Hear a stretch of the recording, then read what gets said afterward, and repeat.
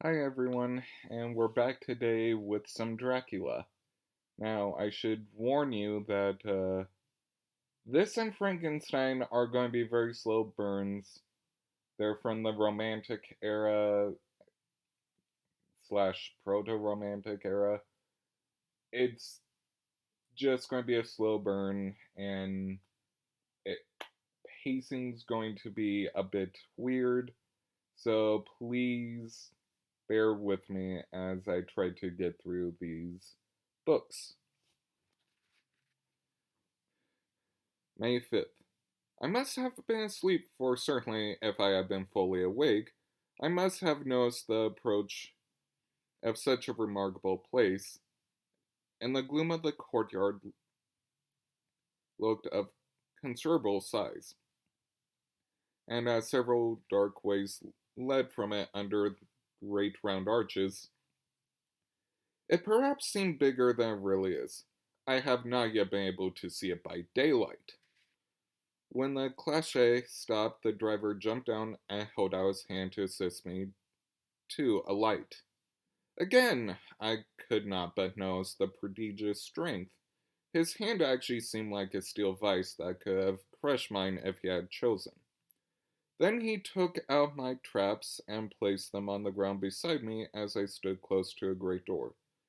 Old and studded with large iron nails, and set in a projecting doorway, a massive stone. It, I could see, even in the dim light, that the stone was massively carved, but that the carving had been much worn by time and weather. As I stood, the driver jumped again to his seat and shook the reins. The horses started forward, and trap and all disappeared down one of the dark openings. I stood in silence where I was, for I did not know what to do. Of bell or knocker there was no sign, through these frowning walls and dark window openings. It was not likely that my voice could penetrate. The time I waited seemed endless, and I felt doubts and fears crowding upon me. What sort of place had I come to, and among what kind of people? What sort of grim adventure was it on which I had embarked? Was this a customary incident in the life of a solicitor's clerk sent out to explain the purchase of a London estate to a foreigner? Solicitor's clerk? Mina would not like that. Solicitor. For just before leaving London, I got word that my examination was successful, and I am now a full blown solicitor. I began to rub my eyes and pinch myself to see if I were awake. It all seemed like a horrible nightmare to me, and I expected that I should suddenly awake and find myself at home, with the dawn struggling in through the windows, as I had now and again felt in the morning after a day of overwork. But my flesh answered the pinching test, and my eyes were not deceived. I was indeed awake and among the Carpathians. All I could do now was to be patient and to wait the coming of the morning. Just as I had come to the conclusion, I heard a heavy step approaching behind the great door and saw through the cracks the gleam of a coming light. Then there was the sound of rattling chains and the clanking of massive bolts drawn back. A key was turned with a loud grating noise of long disuse, and the great door swung back. Within stood a tall old man, clean shaven save for a long white mustache, and clad in black from head to foot, without a single speck of color about him anywhere. He held in his hand an antique silver lamp, in which the flame burned without chimney or globe of any kind, throwing long quivering shadows as if flickered in the draught of the open door. The old man motioned me in with his right hand, with a courtly gesture, saying in excellent English, but with a strange annotation, "Welcome to my house. Enter freely and of your own will." He made no motion of stepping in to meet me, but stood like a statue as though his gesture of welcome had fixed him into stone. The instant, however, that I stepped over the threshold, He moved impulsively forward and holding out his hand, grasping mine with a strength which made me wince. An effect which was not lessened by the fact that it seemed as cold as ice. More like the hand of a dead than a living. Again he said, "Welcome to my house. Come freely, go safely, and leave something of the happiness you bring." The strength of the handshake was so much akin to that which I had noticed in the driver, whose face I had not seen, that for a moment I doubted if it were not the same person to whom I was speaking, so to make sure I said interrogatively, "Count Dracula?" He bowed in a way as he replied, "I am Dracula. I bid you welcome, Mr. Harker, to my house. Come in, the night air is chill, and you must need to eat and rest." As he was speaking, he put the lamp on a bracer on the wall and, stepping out, took my luggage. He had carried it in before I could forestall him. I protested, but he insisted. "Nay, sir, you are my guest. It is late, and my people are not available. Let me see to your comfort myself." He insisted on carrying my traps along the passage, and then up a great winding stair and along another great passage, on whose stone floor our steps rang heavily. At the end of this he threw open a heavy door, and I rejoiced to see within a well-lit room in which a table was spread for supper, and on whose mighty hearth a great fire of logs, freshly replenished, flamed and flared.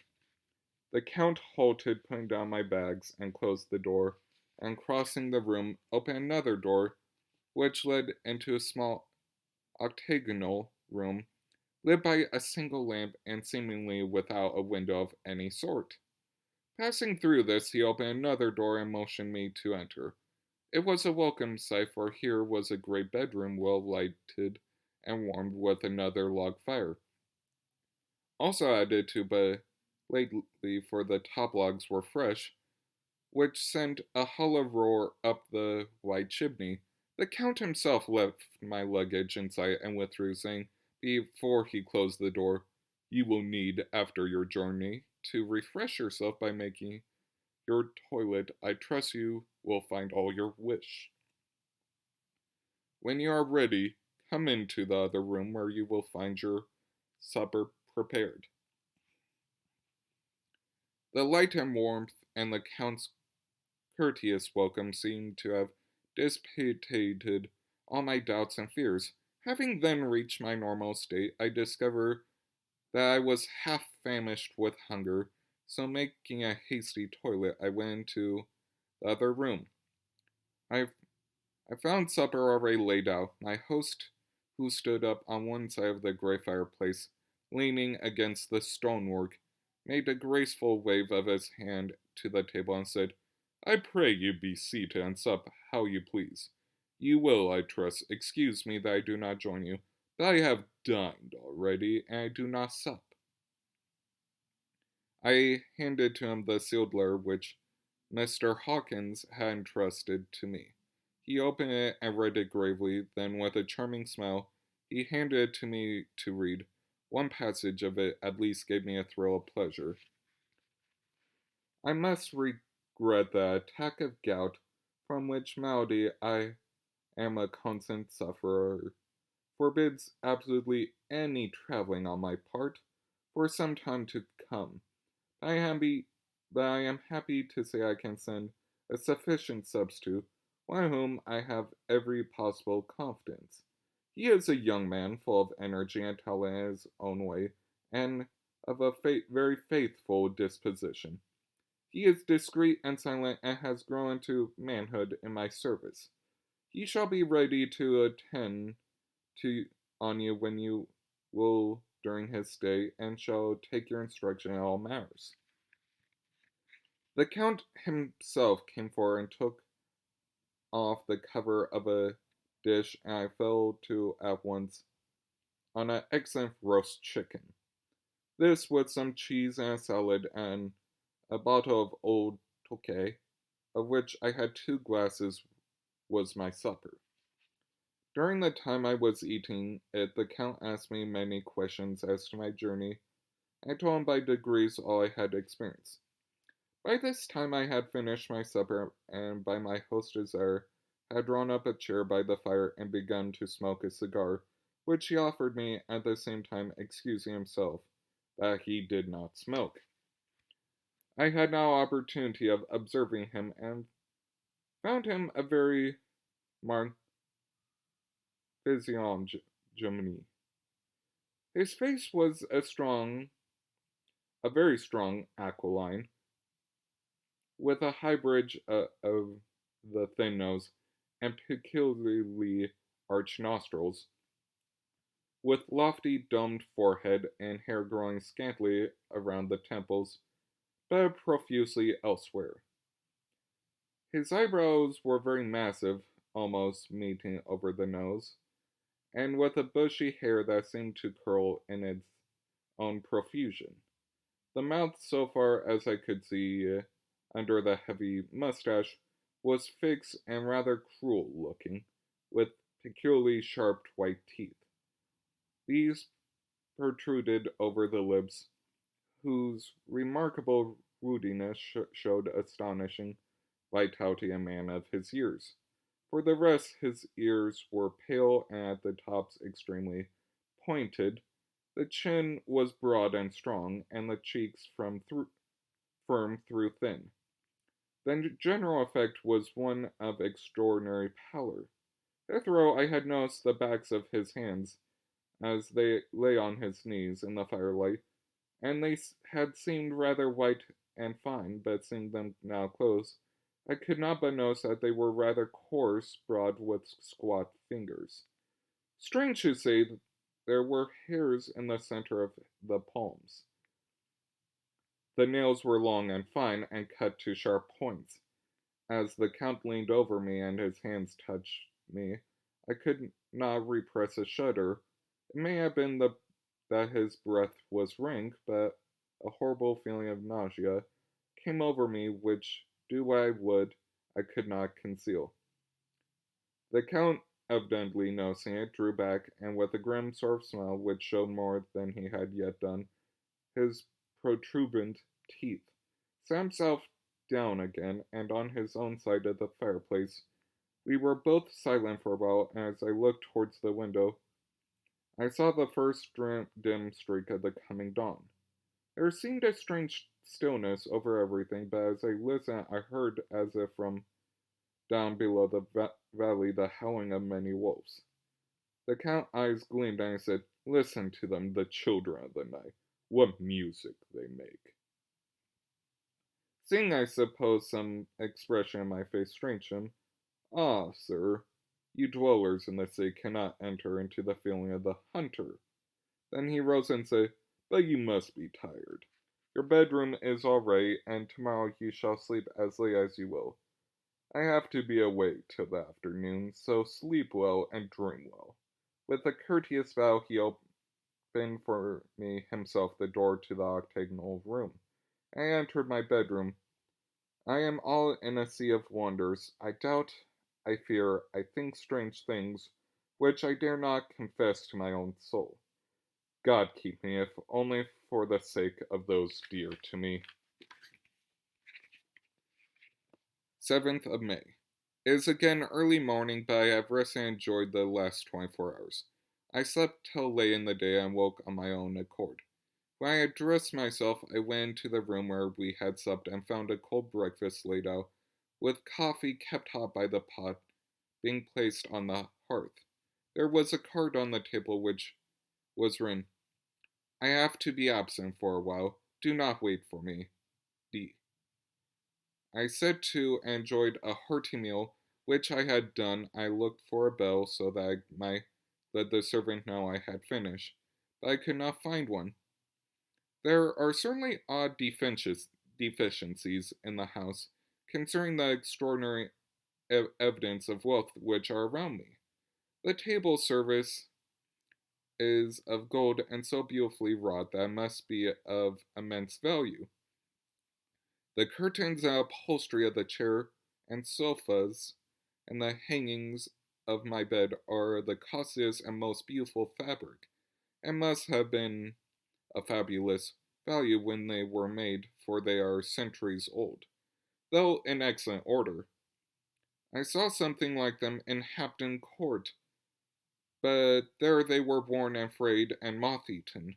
But, but still, in none of the rooms is there a mirror.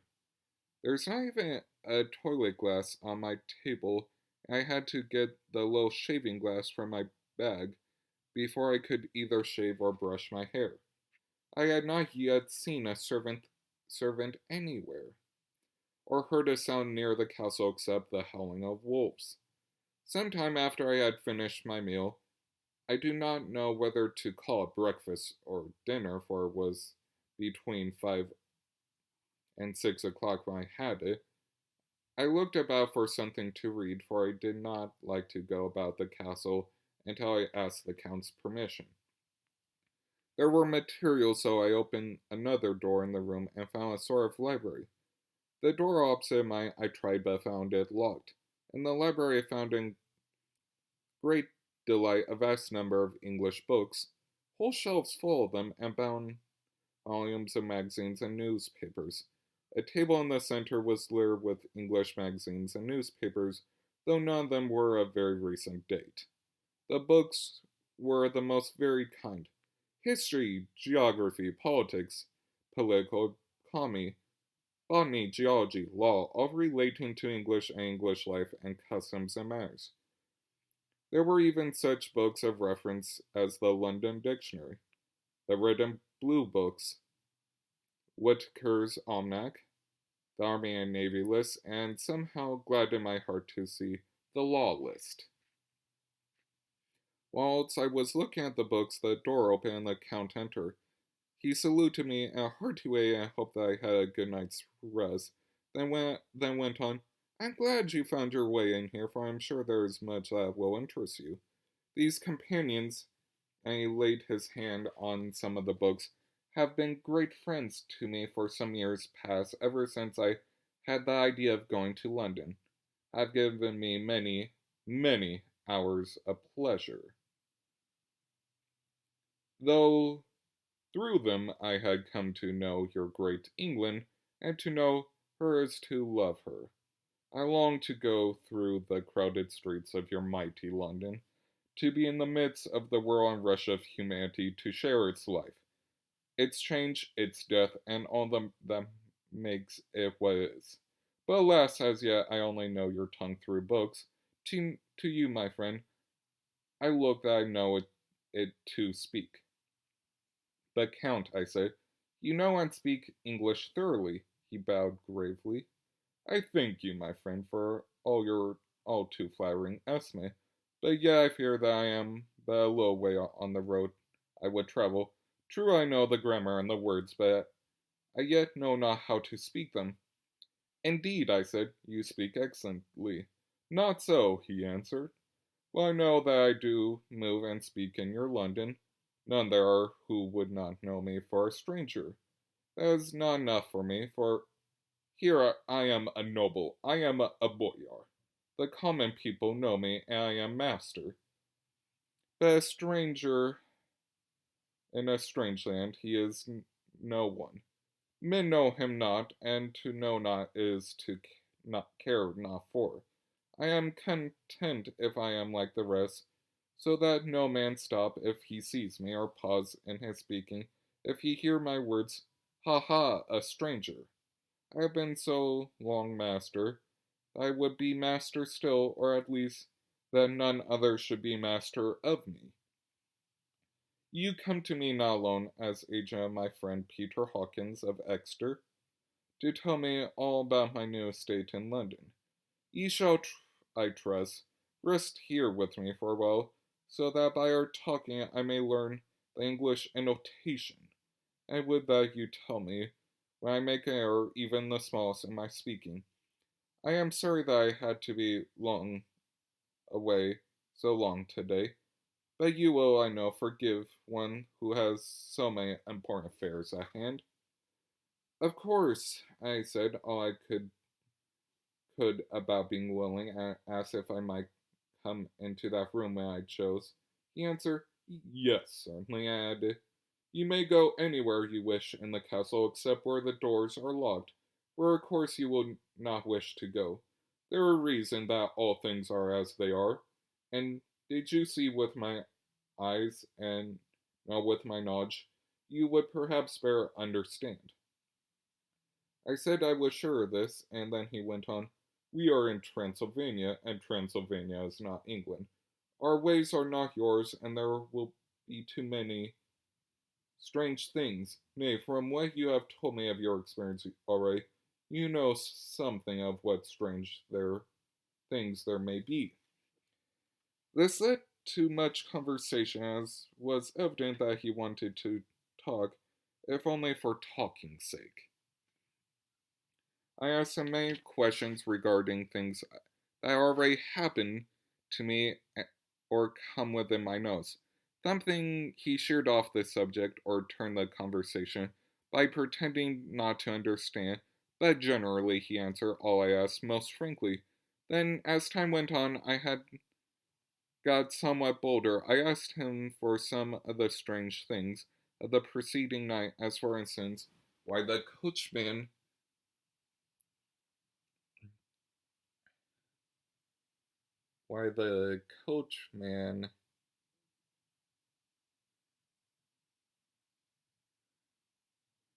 went to the places where he had seen the blue flames.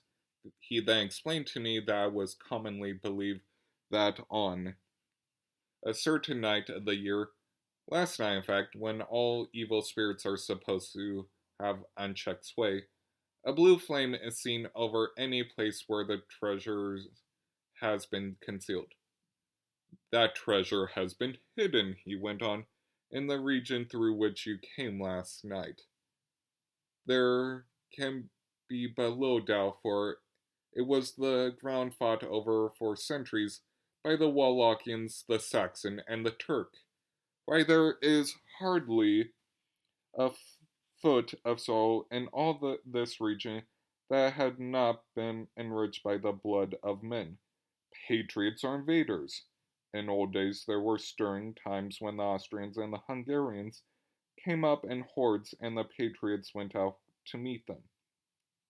Men and women, the aged and the children too, and waited their coming on the rocks above the passes, that they might sweep destruction on them with their artificial avalanches. When the invader was triumphed, he found but little for wherever there was happened shelter in the friendly soil. But how, said I, can it have remained so long undiscovered, when there is sure index to it if men will but take the trouble to look? The Count smiled and his lips ran back over his gums. The long and sharp canine showed out strangely, he answered. Because your peasant is at heart a coward and a fool. Those flames only appear on one night, and on that night no man of this land will, if he can help it, stir without his doors. And, dear sir, even if he did, he would not know what to do. Why, even the peasants that you tell me of, who mark the place of the flame, would not know where to look in daylight, even for his own work. Even you would not, I dare be sworn, be able to find these places again. There you are right, I said. I know no more than the dead where even to look for them. Then we drifted into other matters. Come, he said at last, tell me of London and the house which you have procured for me. With apology for my reminiscence, I went into my own room to get the papers from my bags. Whilst I was placing them in order, I heard a rattling of china and silver in the next room, and I passed through, noticed that the table had been cleared and the lamp lit, for it was by this time deep into the dark. The lamps were also lit in the study of the library, and I found the Count lying on the sofa reading all the things in the world in an English Bradshaw's Guide. When I came in, he cleared the books and papers from the table, and with him I went to the plans and deeds and figures of all sorts. He was interested in everything and asked me for a myriad of questions about the place and its surroundings. He clearly had studied beforehand all he could get on the subject of the neighborhood, for he evidently at then knew very much more than I did. When I remarked this, he answered, "Well, but my friend, it is not needful that I should. When I go there, I shall be all alone, and my friend Harker Jonathan may pardon me. I fall into my country's habit of putting your patronymic first. My friend Jonathan Harker will not be by my side to correct and aid me. He will be in Exeter, miles away, probably working at papers of the law with my old friend Peter Hawkins. So we went thoroughly into the business of the purchase of the estate at Purfleet. When I had told him the facts and got a signature to the necessary papers, and ran a letter with them ready to post to Mr. Hawkins, he began to ask me how I had come across so suitable a place. I read to him the notes which I had made at the time, and which I inscribed here. At Purfleet, on a by-road, I came across just such a place as seemed to be required, and where was displayed a dilapidated notice that the place was for sale. Was displayed a dilapidated notice that the place was for sale. It is surrounded by a high wall of ancient structure, built of heavy stones, and has not been repaired for a large number of years. The closed gates are of heavy oak and are all eaten with rust. The estate is called Carfax, no doubt a corruption of the old quarter face, as the house is four-sided, agreeing with the cardinal points of the compass. It contains in all some 20 acres, quite surrounded by the solid stone wall above mentioned. There are many trees on it, which make it in places gloomy, and there is a deep, dark-looking pond or small lake evidently fed by some spring, as the water is clear and flows away in a fair-sized stream. The house is very large, and of all periods back, I should say, to medieval times, for one part is of stone, immensely thick, with only a few windows high up and heavily barred with iron. It looked like part of a keep and is close to an old chapel or church. I could not enter it as I had not the key of the door leading to it from the house, but I have taken with my kodak views of it from various points. The house had been added to in a very straggling way, and I can only guess at the amount of ground it covers, which must be very great. There are but few houses close at hand, one being a very large house only recently added to and formed into a private lunatic asylum. It is not, however, visible from the grounds. When I had finished, he said, "I am glad that it is old and big. I myself am of an old family, and to live in a new house would kill me. A house cannot be made habitable, habitable in a day, and after all, how few days go to make a century. I rejoice also that there is a chapel of old times. We Transylvanian nobles love not to think that our bones may lie amongst the common dead. I seek not gaiety nor mirth, not the bright voluptuous of much sunshine and sparkling waters which please the young and gay. I am no longer young, and my heart, through weary years of mourning over the dead, is not tuned to mirth. Moreover, the walls of my castle are broken, the shadows are many, and the wind breathes cold through the broken battlements and casements. I love the shade and the shadow, and would be alone with my thoughts when I may." Somehow his words and his look did not seem to accord, or else it was that the cast of his face made his smile look malignant and saturnine. Presently, with excuse, he left me, asking me to put all my papers together. He was some little time away and began to look at some of the books round me. One was the atlas, which I found open naturally at England, as if the map had been much used. On looking at it, I found certain places little rings marked, and on examining these, I noticed that one was near London, on the east side, manifestly where his new estate was situated. The other two were Exeter and Whitby on the Yorkshire coast. It was the better part of an hour when the Count returned. "Aha!" he said, "still at your books. Good. But you must work. But you must not work always. Come, I am informed that your supper is ready." He took my arm and we went into the next room, where I found an excellent supper ready on the table. The Count again excused himself, as he dined out on his being away from home. But he sat as on the previous night and chattered whilst I ate. After supper I smoked, and as on the last evening, and the Count stayed with me, chatting, asking questions on every conceivable subject. Hour after hour, I felt that I was getting very late, indeed, but I did not say anything, for I felt under obligation to meet my host's wishes in every way. I was not sleepy, as the long sleep yesterday had horrified me, but I could not help experiencing that chill which comes over one at the coming of the dawn, which is like in its way the turn of the tide.